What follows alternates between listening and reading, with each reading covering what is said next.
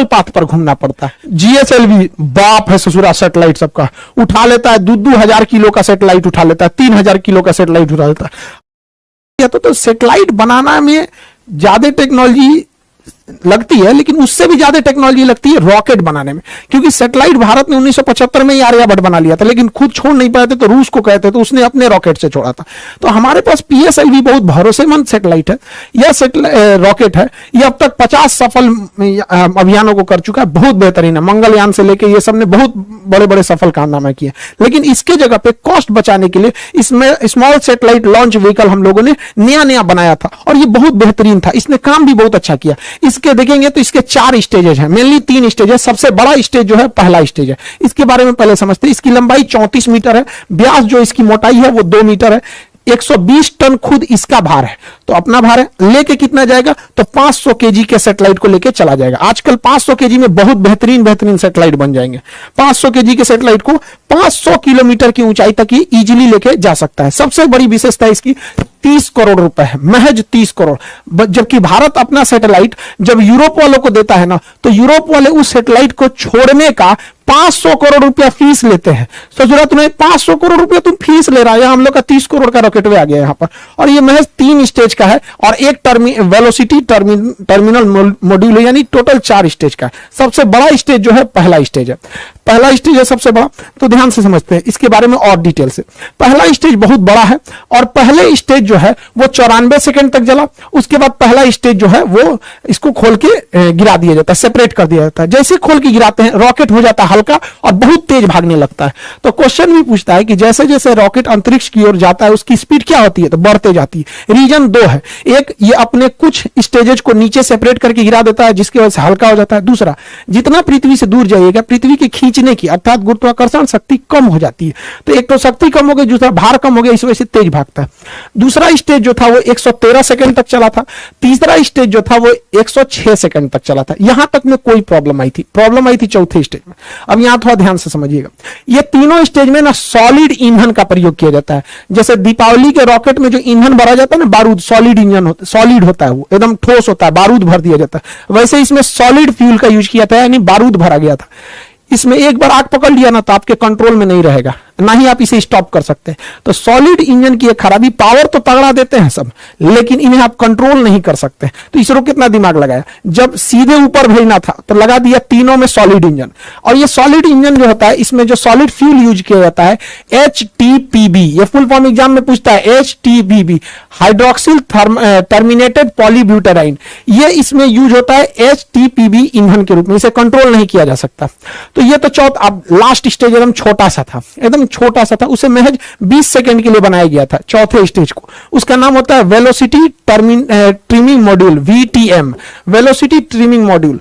यहीं से गड़बड़ चालू हो गया। इस ससुरा को चलना था चौथा स्टेज को 20 सेकंड के लिए, चला 21 सेकंड के लिए। 1 सेकंड के लिए चला तो क्या हो गया कि ये सर्कुलर की जगह इलिप्टिकल पाथ पर चला गया। जाना चाहिए था गोल, चल गया अंडाकार में, क्योंकि इसका काम होता है स्पीड को बढ़ा घटा के पाथ को मेंटेन करना, जिस वजह से इसका डाटा लॉस हो गया और ये प्रशांत महासागर की ओर गिर जाएगा। यहां पर ये इलिप्टिकल नहीं हो पाया था। यहां पे लास्ट स्टेज में देखिए, जो वेलोसिटी ट्रिमिंग मॉड्यूल होता है वो इन सैटेलाइटों को लॉन्च करने के टाइम उनका एंगल डिसाइड करता है, किसको कितने एंगल पे छोड़ना है, मल्टीपल सैटेलाइट्स को कितने एंगल पे किसको कितना घुमाना है। यहीं पर डाटा लॉस हो गया। ये सारा चीज अपने समय सही से चल रहा था, यहां पे क्या हो गया, डाटा लॉस हो गया। 20 सेकंड की जगह पे 1 ही सेकंड फायर हुआ। इसका मतलब पूरा रॉकेट सही है, कोई दिक्कत नहीं है, बस ये ट्रिमिंग मॉड्यूल में दिक्कत है, एंगल गड़बड़ा दिया था।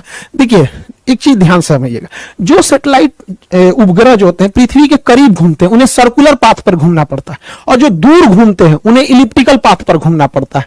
तो गलती से इसे जाना चाहिए था सर्कुलर पे, चल गया इलिप्टिकल पे, जिस वजह से ये क्या हो गया, गड़बड़ हो गया अपने ट्रिमिंग फेज में। इसलिए देखेंगे लास्ट फेज में बस ये 20 सेकंड के लिए यही बच गया था, जिस वजह से ये फेल कर गया था। हालांकि लेकिन कोई बात नहीं, हम लोग अगली बार फिर तैयार करेंगे। पहला लॉन्च जो था वो तो PSLV का भी फेल हो गया था, पहला लॉन्च GSLV का भी फेल हो गया था। सचिन तेंदुलकर भी अपने पहले मैच में कहा कोई अच्छा परफॉर्म कर पाए थे, लेकिन ऐसा तो नहीं है कि आगे नहीं किए थे, बेहतरीन काम किया था इस सैटेलाइट ने, बट लास्ट में थोड़ी सी सेंसर खराबी की वजह से यह गड़बड़ हो गया था ट्रिमिंग के समय में। हालांकि इस रॉकेट ने बहुत ही बेहतरीन ढंग से कार्बन लाइन को पार कर गया था। कार्बन लाइन क्या होता है, ध्यान से समझिएगा। पृथ्वी से वह ऊंचाई जिसे आप अंतरिक्ष मानते हैं, उस ऊंचाई को ही हम कार्बन लाइन कहते हैं। कार्बन लाइन के नीचे अंतरिक्ष, कार्बन लाइन के नीचे वायुमंडल यानी पृथ्वी, और इसके ऊपर अंतरिक्ष हो जाता है। इसे वैज्ञानिक कार्बन ने दिया था, उन्होंने कहा था कि यह 100 किलोमीटर है, लेकिन अभी इसे अप्रोक्स 80 से 83 किलोमीटर माना जाता है। कुछ देश इसे 80 मानते हैं, कुछ देश इसे 83 किलोमीटर मानते हैं। उसके ऊपर अंतरिक्ष चालू हो जाता है, यानी एक कार्बन लाइन हो जाता है। 1967 में एक समझौता हुआ था जिसके तहत कहा गया था कि कार्बन लाइन से ऊपर का एरिया किसी देश का नहीं है, उसमें कोई भी जहाज, कोई भी सैटेलाइट जा सकता है, और कार्बन लाइन के नीचे का एरिया उसी का है जिसके जस्ट नीचे वह देश है। यानी भारत अपने 80 यानी 83 किलोमीटर की ऊंचाई तक अगर कोई भी मिसाइल जाएगा तो उसे अपने ऊपर खतरा मान के मार के गिरा देगा, कोई जहाज जाएगा तो उसे मार के गिरा देगा। समझ आ रहा है कि नहीं? तो हमारा एरो स्पेस कितना होता है अपने क्षेत्र से, एक 83 किलोमीटर। लेकिन समस्या यहां ये आती है कि कोई देश इसे 80 मानता है और कोई देश इसे 83 मानता है। जो 83 मानता है वो तो ऊपर ऊपर जाएगा। अब जैसे मान के चले भारत कहेगा कि हम 80 मानते हैं, अमेरिका कहेगा 83 मानते हो, तो जाएगा। अब भारत चल जाएगा किसी क्षेत्र में 80 में, कहेगा हम तो कार्बन लाइन के ऊपर हैं, तू कहेगा मार के गिरा देंगे, कहेगा एयरक्राफ्ट है ये। तो इसमें काफी असमंजस है, हालांकि इतनी ऊंचाई पे कोई जहाज जाते नहीं है सब यहाँ पे। तो कार्बन लाइन हमेशा याद रखिएगा, एग्जाम के पॉइंट ऑफ व्यू से इंपॉर्टेंट है। यह अंतरिक्ष वगैरह में जितने सैटेलाइट वगैरह रहते हैं कार्बन लाइन के ऊपर ही डाल दिए जाते हैं। इस तरह से जो सैटेलाइट घूमता है इसे कहते हैं पोलर सैटेलाइट। ऊपर नीचे जो घूमता है ये पोलर सैटेलाइट। ये पोलर इसलिए कहते हैं कि ध्रुवीय सैटेलाइट, क्योंकि पृथ्वी के ऊपर और नीचे दो पोल है, north pole and south pole. तो पोल का चक्कर लगाने वाले सैटेलाइट को हम पोलर सैटेलाइट कहते हैं, हिंदी में कहते हैं ध्रुवीय सैटेलाइट। इसमें खर्चा कम आता है, ये सर्कुलर पाथ पे घूमते हैं और पूरी पृथ्वी का चक्कर लगा लेते हैं, निगरानी कर लेते हैं। कैसे? ये तो ससुरा सैटेलाइट वो ऊपर नीचे घूम रहा है, ठीक है, लेकिन पृथ्वी तो ऐसे ऐसे घूम रही है। पृथ्वी कैसे घूम रही है? इस तरह से। तो पृथ्वी जब ऐसे घूमेगी तो अलग अलग जगह का फोटो ले लेगा। जैसे अभी ये यहाँ का फोटो ले रहा है, पृथ्वी थोड़ा सा घूमेगी तो फिर थोड़ा और आगे का ले लेगा, पृथ्वी और घूमेगी तो थोड़ा और आगे का ले लेगा। इस तरह से आगे लेते लेते पृथ्वी के ये घूमने का डायरेक्शन, अभी इस सैटेलाइट का फोकस यहाँ पर है, अब इसे पृथ्वी घूमेगी तो थोड़ा और इधर होगा, ऐसे होगा। तो पोलर सैटेलाइट काफी सस्ते आते हैं और छोटे होते हैं, जबकि जियोसिंक्रोनस सैटेलाइट होते हैं उस ससुरे इलिप्टिकल पाथ पे घूमते हैं और ये 36,000 किलोमीटर की ऊंचाई पर होते हैं। इनको छोड़ना बड़ा कठिन काम होता है। हम लोग इसको छोड़ने के लिए GSLV रॉकेट रखे हैं। तो हमारे पास हर तरह के रॉकेट है, ऐसा कोई बात नहीं है। देखिए हम लोग अभी जो बनाए हैं SSLV, small satellite launch vehicle, ये सस्ते रॉकेटों को छोड़ देगा। PSLV थोड़ा और तगड़ा भेजेगा। GSLV बाप है ससुरा सैटेलाइट सबका, उठा लेता है 2,000 किलो का सैटेलाइट उठा लेता है, 3,000 किलो का सैटेलाइट उठा लेता है। और GSLV Mark 3 दादा है ससुराई, 5,000 किलोग्राम का सैटेलाइट लेकर अंतरिक्ष में उड़ जाता है। तो ये बहुत खतरनाक है। तो हमारे पास हर तरह के सैटेलाइट है, हर तरह के जरूरत के हिसाब से हम लोगों ने इसे बना के रखा है। लेकिन सबसे ज्यादा अगर कोई काम आने वाला है तो SSLV का काम आने वाला है, जो अभी हल्का सा फेल हुआ है, मतलब वो 98% सफल है। उसका एक सेंसर गड़बड़ हो गया था। SSLV की हम इतनी चर्चा क्यों कर रहे हैं, समझिए ध्यान से। एक ससुरा ये 72 घंटा में रेडी हो जाता है, मतलब ये पार्ट बाय पार्ट बन के बना रहता है। इसे कसने के लिए केवल 72 घंटा चाहिए, 3 दिन में ये रेडी हो जाता है। और इसे केवल 6 आदमी मिलकर रेडी कर सकते हैं और हर हफ्ते इसे लॉन्च किया जा सकता है। हर हफ्ते फटाफट 3 दिन में लॉन्च होगा और समय देख के मौसम ठीक है कि नहीं, सब कुछ ठीक है, लॉन्च कर देंगे। फिर हर हफ्ते इसे लॉन्च किया जा सकता है। महज 30 करोड़ में आता है, 30 करोड़ में। जबकि अगर आप स्पेस एक्स से सैटेलाइट छोड़वाते हैं तो 100 करोड़ तो खुदे ले लेता है। यहां तो 30 करोड़ का पूरा रॉकेट वे है और खाली छोड़ने का 100 करोड़ ले लेता है। अब कोई देश वेट नहीं करेगा क्योंकि हर हफ्ते ये भेज सकता है। जबकि हमारे पास जो PSLV और GSLV है, इनकी खराबी समझिए। एक तो सबसे इनको रेडी करने में 3 महीना लग जाता है, और दूसरा ये सस्ते 30 करोड़ के नहीं 200 करोड़ के, और GSLV को तो रेडी करने में 4 महीना लग जाता है। यानी अगर किसी को सैटेलाइट से लॉन्च कराना है हमारे GSLV से तो 4 महीने की वेटिंग लिस्ट है। आपको किसी ट्रेन में 4 महीने का वेटिंग मिलेगा तब ट्रेनें छोड़ देंगे उसको। तो इसमें 3 महीना, इसमें 4 महीना, इस ससुरा इसका खुद का खर्चा 400 करोड़ है, तो ये तो पैसा भी लेता है ज्यादा। इसी वजह से आज के समय मॉडर्न टेक्नोलॉजी है। मॉडर्न टेक्नोलॉजी में हर चीज छोटा होते जा रहा है। पहले शादी ब्याह में कैमरा करने वाला इतना बड़का कैमरा लेके आता था, अभी नॉर्मल कैमरा आ गया है।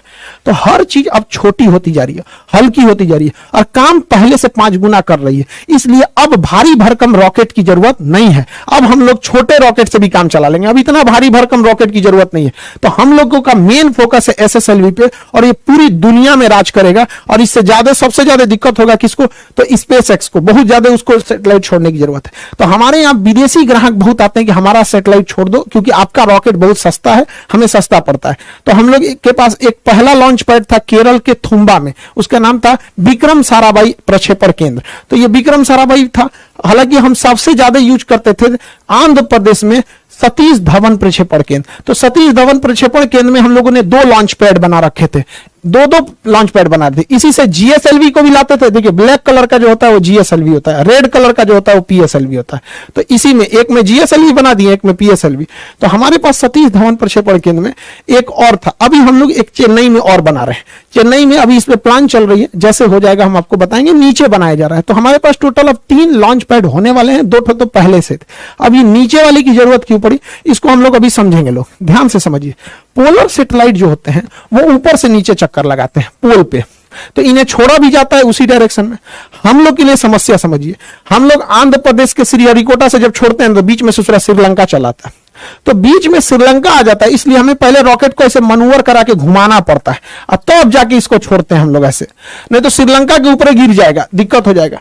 तो जब आप किसी से मनूवर कराइएगा, उसको थोड़ा घुमाइएगा, तो ज्यादा ईंधन खाएगा, ज्यादा खतरा बना रहेगा घूमने के दौरान ठीक से घुमा कि नहीं घुमा। इसलिए भारत ने सोचा कि इसका झमेले खत्म कर देते हैं। जो हमें जियो स्टेशनरी सैटेलाइट छोड़ना है, जो पृथ्वी का इससे चक्कर लगाते हैं 36,000, उसको तो सीरियल यहीं से छोड़ेंगे, सतीश धवन प्रक्षेपण केंद्र यानी श्रीहरिकोटा से छोड़ेंगे। और जो पोलर छोड़ना है वो कहां से छोड़ देगा? नीचे से, क्योंकि जब नीचे यहां से छोड़िएगा तो श्रीलंका को ऐसे क्रॉस करा के फिर जाना पड़ता है। और यहां से छोड़ेगा कोई नहीं है नीचे, नीचे में कोई नहीं है। देखिए ध्यान से, नीचे से छोड़ेगा तो समुद्र में कोई नहीं है। इस वजह से हम लोग तमिलनाडु में एक तीसरा प्रक्षेपण केंद्र भी हम लोग स्थापित करने जा रहे हैं। हम लोग के इसरो का इतिहास बहुत मतलब दुखदाई रहा है। हम लोग के पास इतने कम पैसे थे जब इसरो की स्थापना हुई थी कि साइकिल से हम लोग लेके जाते थे लोग रॉकेट को, यहाँ पे साइकिल से, देखिए पार्ट बाई पार्ट करके, यहाँ पे बैलगाड़ी से हम लोग ये सैटेलाइट को लेके आए थे लोग, और नारियल के पेड़ से बांध के साउंडिंग रॉकेट को छोड़ा गया था। लेकिन ऐसा नहीं है, हम लोगों ने बहुत बहुत चीजों को देखा है। और ये जो लड़कियों ने जिस सैटेलाइट को बनाया, उन बच्चियों से कहते हैं कि आप अपना कभी भी मनोबल छोटा मत कीजिएगा। हमारा उस सैटेलाइट से संपर्क टूटा है, कसम से कहते हैं हमारा संकल्प नहीं टूटा है, हमारा संकल्प आज भी जिंदा है। हम यहां से उठ के खड़े हुए हैं। इसरो जो आज इतने बड़े बड़े जो सैटेलाइट देख रहे हैं ना यहाँ पे, ये हम लोग वही हैं जो साइकिल पे लेके घूमे थे। तो हमारा संपर्क टूट जाने से विरोधी हमारे पे हंसे नहीं, हम दृढ़ संकल्पित हैं लोग यहाँ पे। और भारत मां की वो बेटियां एक दिन दिखाएंगी जब अंतरिक्ष में राज होगा वहां पर, ये सैटेलाइट यहाँ पे। और दुश्मनों को सरदर्द के लिए जो लोग अभी PSLV से SSLV से डर रहे थे ना, सुनिए ध्यान से, GSLV तो बहुत पावरफुल है, ये है PSLV दुनिया का सबसे भरोसेमंद है। अभी SSLV सही हो ही गया, अभी NSLV भी बन रहा है, नैनो सैटेलाइट लॉन्च व्हीकल, यानी 1 किलो के सैटेलाइट को भी छोड़ देगा। Nano satellite launch vehicle 5 crore में, 5 करोड़ में। और इसकी सबसे ज्यादा जरूरत होती है टेस्ला को, SpaceX को, क्योंकि SpaceX अपना एक स्टारलिंक प्रोग्राम बना रहा है। इसको अंतरिक्ष में बहुत सारे हजारों सैटेलाइट इसको छोड़ना है अंतरिक्ष में। और नैनो सैटेलाइट इन्हें छोड़ने में लगभग 100 करोड़ का खर्चा आता है एक नैनो सैटेलाइट में। हम लोग का सैटेलाइट हुए 5 करोड़ में, 2 को छोड़ देंगे एक के बार में, होलसेल में काम हो जाएगा। तो हम लोग अभी एक और बना रहे हैं NSLV, nano satellite launch vehicle. इन्हीं सबको मद्देनजर रखते हुए भारत जो है अपने 3 लॉन्च पैड बना रहा है, ताकि उसे 3 लॉन्च पैड की जरूरत भी है। तो हम लोग इस चीज को समझे यहाँ पर, ये बहुत भारी भरकम। एक चीज और गौर किए होंगे, जब सैटेलाइट छोड़ते हैं तो इसमें से ये कुछ कुछ टुकड़े गिरते हैं। एक्चुअली ये टुकड़े नहीं होते हैं, इन्हें इंसुलेटर कहा जाता है, इंसुलेटर पैड। जब सैटेलाइट खड़ा रहता है ना, तो इसके अंदर जो लिक्विड भरा रहता है ईंधन, वो बहुत ठंडे टेम्परेचर पर रखना चाहिए। तो धूप लगेगा, एक दिन पहले ही टांग के रख देता है, तो ठंडा, इसके सारी गर्मी निकल जाएगी, ठंडाहट खत्म हो जाएगी। इसलिए इसके बाहर में इंसुलेटर का पैड चिपका देता है। जहां जहां लिक्विड इंजन होता है वहां वहां इंसुलेटर का पैड लगा देता है। और जब ये सैटेलाइट ऊपर उठती है तो घर्षण से यही बाहर गिरने लगता है। आई होप आप PSLV, GSLV, SSLV, NSLV समझे होंगे।